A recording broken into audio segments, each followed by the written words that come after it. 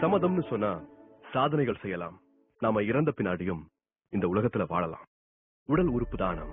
நாம் மதங்களையோ மனங்களையோ புண்படுத்துறதா தப்பா நினைச்சுக்க வேண்டாம்.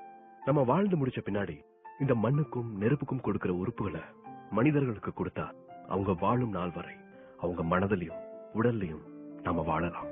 ஆன்மாக்கள் ஆண்டவனிடம் போகட்டும், உறுப்புகள் உலகத்திலேயே வாழட்டும்.